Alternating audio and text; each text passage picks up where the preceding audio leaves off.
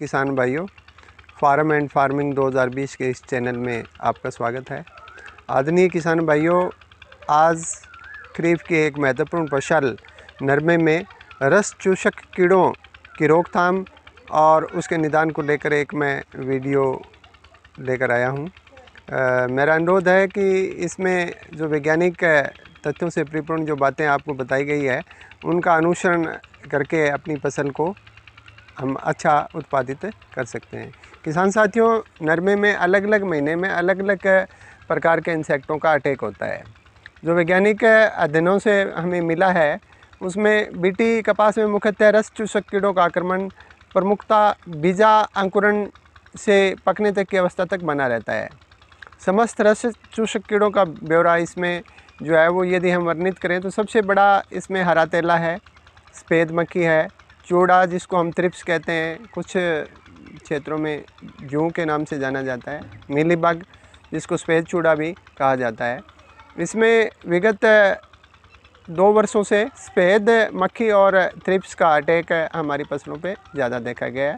हम इन सभी पर अलग अलग वीडियोस बनाएंगे। आज इस वीडियो में हम कॉमन प्रकार की बीमारियों के बारे में आपसे चर्चा करते हैं कि इसमें किस महीने में कौन सा इंसेक्ट जो है इस नरमे की फसल को प्रभावित करता है। किसान साथियों, जुलाई के प्रथम सप्ताह से लेकर अगस्त के मध्य तक हरा तेला हमारे इस नरमे की फसल को सर्वाधिक नुकसान पहुंचाता है। इसके अलावा सफ़ेद मक्खी अगस्त महीने के मध्य से लेकर सितंबर महीने के मध्य तक यानी 1 महीने में सफ़ेद मक्खी का प्रकोप हमारी नरमे की फसल पर सबसे ज़्यादा होता है। अब हमें रासायनिक उपायों के अतिरिक्त इन इंसेक्टों से बचने के लिए हम अपने स्तर पर खेत में क्या कर सकते हैं। किसान साथियों, सबसे पहली बात, हमें अपने खेत में खरपतवारों को ना उगने दें, ना पनपने दें। कुछ विशेष किस्म के खरपतवार है जिन पर सबसे ज़्यादा सफ़ेद मक्खी के आने की संभावना होती है। इसके अलावा खेत में बाजरा, ज्वार, मक्का की फसलें एक अवरोधक का कार्य करती है, इसलिए यदि संभव हो पाए हमारे खेत के मेंढ के चारों ओर हमें बाजरा, ज्वार, मक्का की फसल बोनी चाहिए जो मीलीबग की रोकथाम के लिए सहायक होती है। नाइट्रोजन की खाद किसी भी प्रकार के कीड़ों को बढ़ाने में अपना अहम योगदान देती है, इसलिए नाइट्रोजन खाद का उपयोग करते समय अपने क्षेत्र के कृषि विकास अधिकारी की सलाह अवश्य लें। इसके अतिरिक्त हमें वर्तमान की स्थिति को अवश्य में ध्यान में रखकर हमें नाइट्रोजन खाद का प्रयोग करना चाहिए।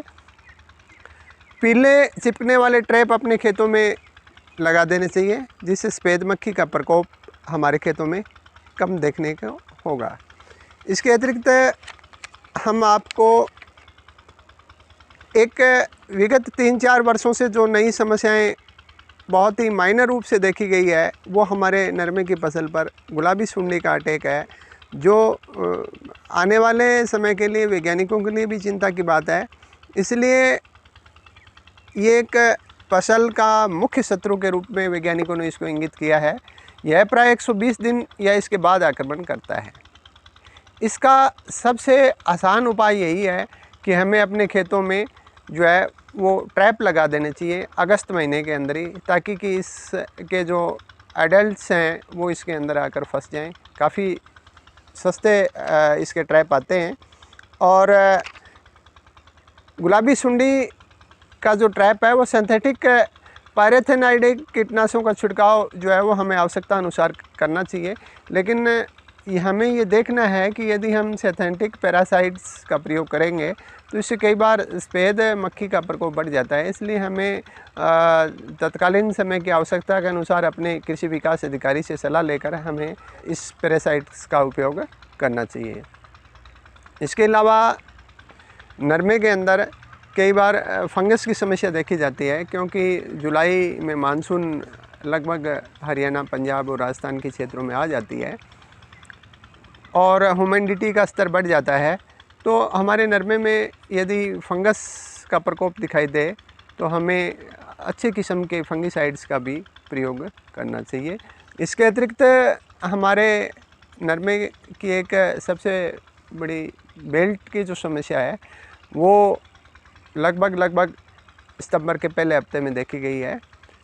तो इसके बेल्ट की रोकथाम के लिए हमने हमारा एक वीडियो है चूने का उपयोग, वो देखें।